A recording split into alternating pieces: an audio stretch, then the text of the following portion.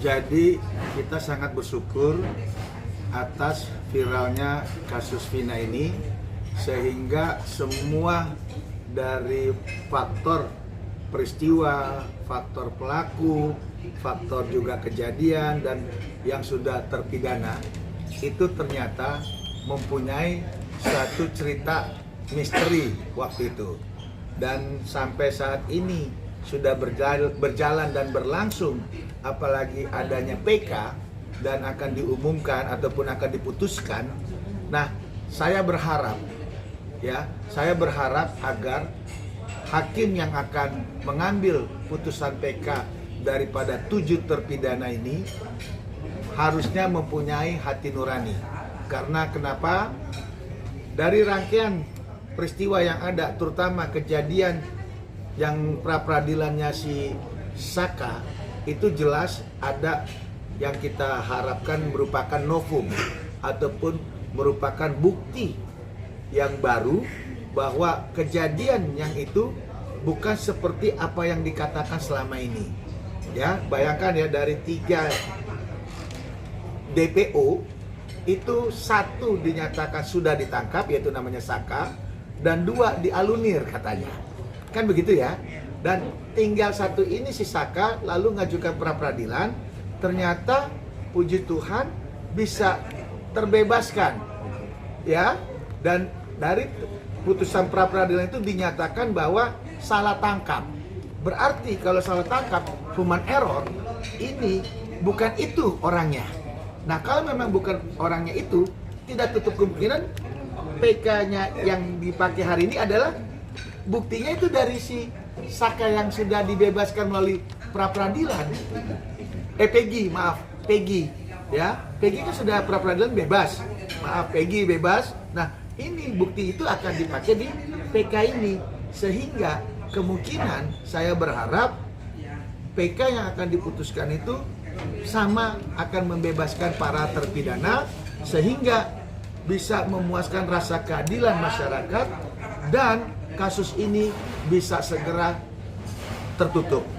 Kasus ini bisa terhenti karena sudah begitu menguras ya perhatian masyarakat, terutama netizen yang begitu setia mengawal kasus ini. Dan agar tidak terus tercurahkan, maka kita harapkan putusan PK agar bisa segera dibebaskan terpidana yang 7 orang terakhir itu. Sangat menguatkan. Karena kenapa? PK itu memang yang utama adalah alat bukti yang tidak pernah muncul dalam satu persidangan.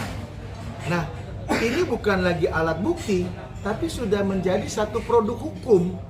Bisa bayangkan ya, alat bukti kan masih diuji coba dulu. Kalau ini sudah menjadi produk hukum, melalui pra-peradilan, Peggy Setiawan mendapatkan suatu kebebasan. Produk hukum ini dibawa ke PK, maka itu tidak perlu lagi diuji. Itu loh. Pasti hakim-hakim di PK itu akan bijak mengatasi kasus ini supaya bisa memutuskan secara adil dan bijaksana. Ya kita ketahui ya, dalam sidang pra-peradilan Peggy Setiawan sendiri itu banyak sekali kejanggalan yang akhirnya terungkap. Jadi pada tahun 2016 BAP, lalu juga proses penahanan pada saat itu, lalu cara oknum polisi menggali keterangan daripada si terpidana ini kan memang kalau dari fakta persidangan pra-peradilan itu ya kan menggunakan kekerasan, bahkan sampai disuruh minum air seni ya. Jadi secara kemanusiaan harusnya hakim nanti di PK 7 terpidana ini harusnya menggunakan rasa kemanusiaan juga gitu. Kita secara normatif bisalah berbicara bahwa novum itu harus adalah bukti yang sebelumnya tidak pernah terungkap tapi baru bisa terungkap sekarang. Oke, itu saya pahami. Tapi ketika kita bicara hukum itu bukan hanya kepastian, tapi dalam hukum itu juga ada yang namanya keadilan. Jadi mungkin saya pribadi menghimbau untuk hakim nanti yang dipercaya untuk sidang PK ini ya menggunakan hatinya lah. Lalu juga untuk Prof Oto yang dimana mewakili 7 terpidana ini, saya harap Prof juga sehat selalu dan semoga langkahnya ini kita dukung juga sebagai anggotanya Prof di Pradi. Iya. Jadi itu yang mungkin bisa disampaikan. Nah, terkait yang katanya ada bukti, ada percakapan antara Vina dengan si para pelakunya, itu kan baru bukti yang bisa dikatakan belum diuji satu kebenaran atau kevalitannya. Makanya dari awal yang digaung-gaungkan itu kan kemana HP-nya, kemana CCTV-nya, itu kan banyak pertanyaan yang tidak terungkap itu, bolongnya itu kan.